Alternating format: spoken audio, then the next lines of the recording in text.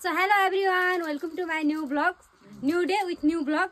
So आज चाहिँ म मेरो मामा घर आएको छु. You can see here हैन भ्यूहरु गाउँमा. अनि हामी चाहिँ मामा घर अब हजुरबा हजुरमुनि माथि गाउँमा आएको थियौं. अनि हामीलाई चाहिँ अहिले यहाँ आइसकेपछि पानी सानी पियौं. अनि हामीलाई चाहिँ यहाँ गाउँको लोकल अर्ग्यानिक उखुहरु दिनुभयो, जुन चाहिँ हामी मस्त खाइरा थियौं. अनि त्यसपछि हामीलाई अम्बा आयो, यानी कि बेलौती हैन. कति जनाले अम्बा, कति जनाले चाहिँ बेलौती भनेर चिन्नुहुन्छ हैन. सो यो बेलौती चाहिँ यत्रो थियो क्या.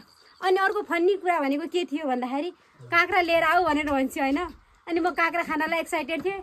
मैले चाहिँ के सोचेको थियो भने त्यो काँक्रा भनेपछि पहिलो ठुलो काँक्रा हुन्छ होला, अब त सिजन गइसक्यो, त्यो पहिलो काँक्रा सोचिरहेको थिएँ. तर इनफ्याक्ट काँक्राको साटो कस्तो काँक्रा आयो, यु क्यान सी हियर है.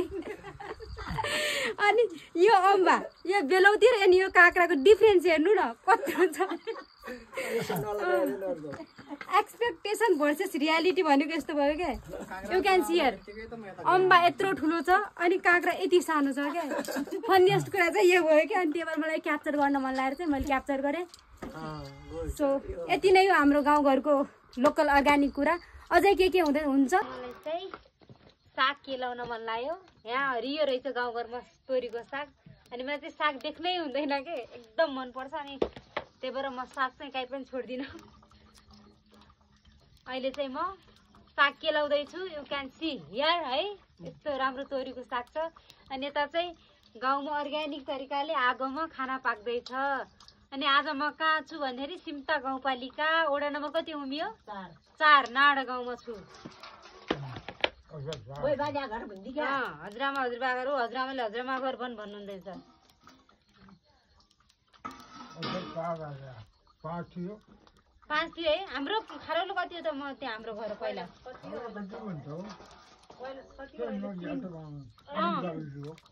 अहिले 3 म तपाईँलाई मेरो जन्म गाउँ पनि देखाउँछु. ठ्याक्कै म यता पनि ठ्याक्कै पाल्लापट्टि छ है. म अहिले एकछिनमा देखाउँछु. एकछिनको लागि म साग केलाउँदैछु. त्यही भएर मलाई चाहिँ यो कतिपयले चाहिँ यता आँसीले काटेर त्यो के अरे आँसी चक्कु घटेभर गाउँतिर त आँसी नै युज गर्छ नि त. सो आँसु चक्कुले काटेर त्यो सानो सानो टुक्रा बनाउँछ नि. मलाई त्यस्तो चाहिँ मन पर्दैन. सागहरू भने चाहिँ लामो नै हुनु पर्यो, साग जस्तो नै हुनु पर्यो जस्तो लाग्छ क्या. यस्तो त्यही नै हो. ओहो म्याडम हिँड्नुभयो. अनि म साग केलाएर एकचोटि सबै फाइनल गरेर देखाउँछु है त. तोरीको साग यु क्यान सी है, कस्तो राम्रो छ क्या. मैले बनाइसकेँ फाइनली. अनि जुन यो छ यो चाहिँ के हो भन्दाखेरि लाइक वेस्टवाला. यहाँ पछाडि चाहिँ यस्तै हो है.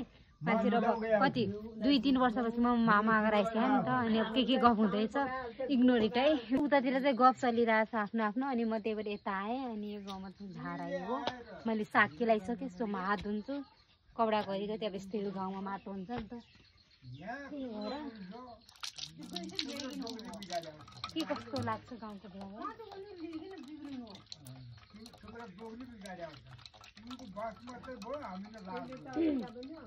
अनि के गाइज आई थिङ्क मलाई लाग्छ सायद यो टाइममा सबै उयोहरू अब सहरमा हुनेहरू त सहरमा, तर हामी जस्तो गाउँमा मामा घर हुनेहरू मामा घरतिर नै आउँछन् होला होइन. तपाईँहरूलाई चाहिँ मामा घर चिन्नु मलाई चाहिँ लास्टै रमाइलो लाग्छ. लास्टै रमाइलो यस्तो अर्ग्यानिक कुराहरूसँग खेल्न पाउँदा.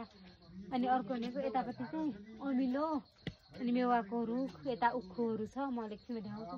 अनि यहाँ खुर्सानी फुलेको छ. म खुर्सानी टिप्न जान्छु तपाईँहरूलाई सँगसँगै लिएर है त. अब ल ठिक छ. खै नानी. My god you can see here है. वाउ.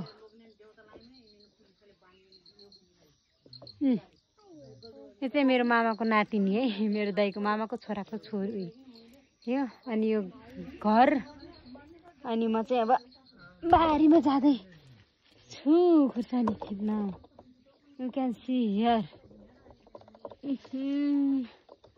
खुर्सानी हेर्नु है गाइस, यसरी फलेको छ क्या. देख्नुभयो पुरै रातै पऱ्यो. अनि म तपाईँहरूलाई अरू कुराहरू पनि देखाउँछु. पुरै खुर्सानी छ यहाँ. ओ माई गड. अनि लामो करेला प्लस यो डल्ले करेला. मैले हरियो करेला सेतो करेला रहेछ क्या. सेतो करेला.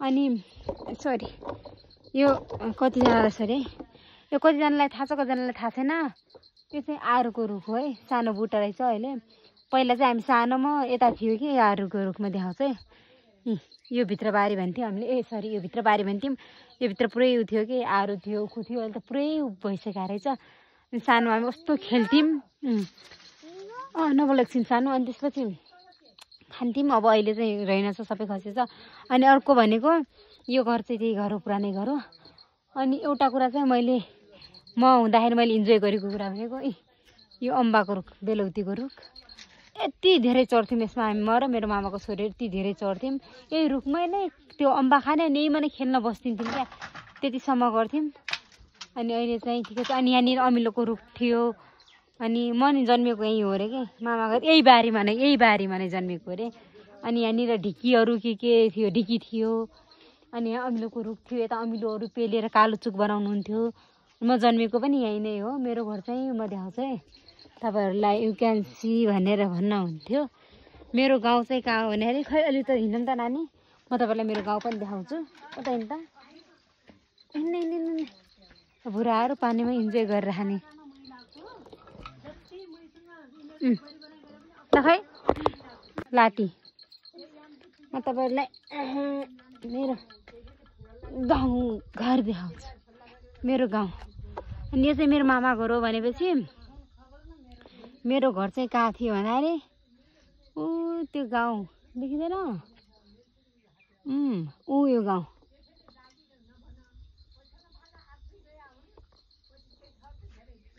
त्यो गाउँ चाहिँ म तपाईँलाई देखाउँछु है ए यहाँ हो आज बेला अलिअलि घर रहेछन् यो आँपले छेकेको छ यतातिर थियो मेरो घर यतातिर थियो अहिले त घर छैन अनि एउटा माथिबाट रोड बनेर सिधै फेरि यो गाउँ छुटेछ के यो गाउँदेखि मतलब योबाट उतापट्टि पनि गाउँहरू छ क्या यहाँबाट रोड बन्दै सिधै मेरो गाउँ यति तल छ यति माथिबाट माथि पास भयो अनि मेरो गाउँ चाहिँ छुट्यो यहाँको बाटो यही बाटो भयो यहाँ बिचमा खोला छ मेरो गाउँ चाहिँ छुटेको रोडै पुगेको थिएन अनि मैले प्रेजेन्टेसनमा लाइक आफ्नो त्यो उसको त्यो लेख्दाखेरि चाहिँ मैले भनेको थिएँ इक्जाम्पल दिएको थिएँ मेरो कतिपय साथीहरूले चाहिँ पत्याइरहेको थिएन के रोड नगएको गाउँ नि हुन्छ अहिलेसम्म नेपालमा कुन गाउँमा चाहिँ रोड गएको छैन हो भनेर भन्दै थियो तर साँच्चीकै हो क्या अहिले चाहिँ यस्तो रोड खन्या छ यहाँ म देखाउँछु है यो अनि यहाँ गाडी नै हिँड्दैन यो रोडको के काम यस्तो छ रोड खनेकै छैन त अनि कहाँबाट जान्छ के पहिला त कति धेरै उहरू थियो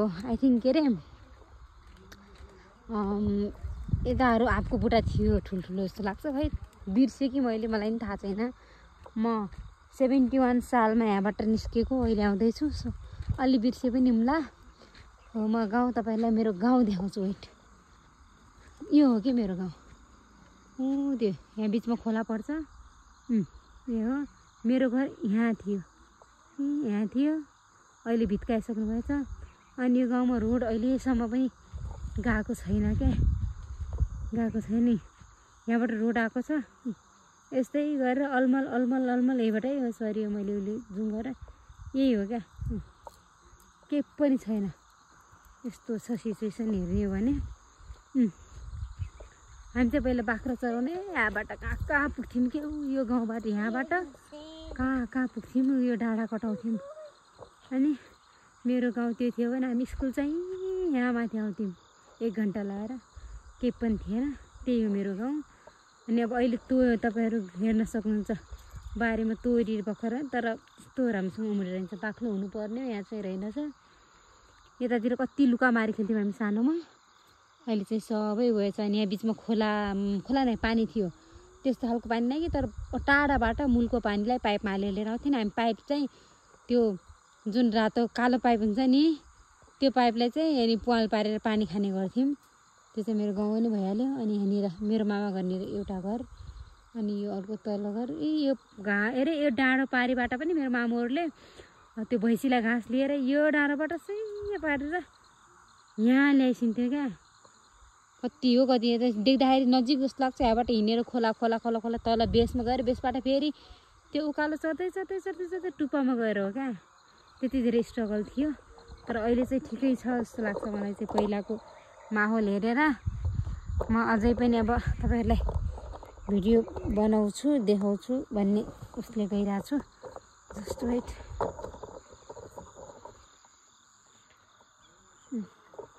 यो मेरो मामाको नातिनी खुब रमाइरहेको छ मसँग मम्मी यसको मम्मी तल गाउँ अर्को गाउँ हुनुहुन्छ यो मसँगै फर्केर आइरहेको छ मलाई पछाएर सो गाइज हाम्रो चाहिँ खाना खाने बेला भइसकेको छ अनि हामीले चाहिँ हरियो खुर्सानी अनि हरियो तोरीको साग लाइटको प्रब्लम छ है गाउँमा सो यो अनि त्यसपछि यो चिचिन्डाको तरकारी अनि भात सो अब मैले खाना सुरु गरेँ है त बर्खादेखि चिचिन्डा अक्सरको मिठो हेर यो सिजन होइन नि त होइन चिचिन्डाको त नाइस खानेहरू मिठो तोरी साग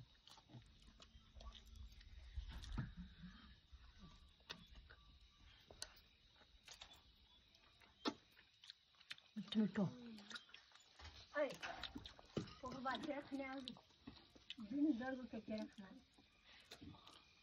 खाना खान केरा खान्नन् म त फर्किया त अब केही पठाइदिनु भने त जानु पठाउँदा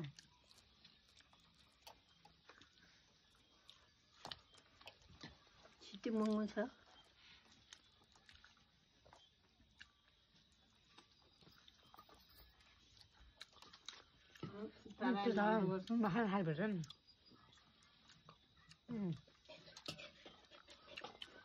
म खान्न आमा यस्तो तरकारी ल तरकारी पनि चाहियो नाइ पुगो कता खाने खाना के खाने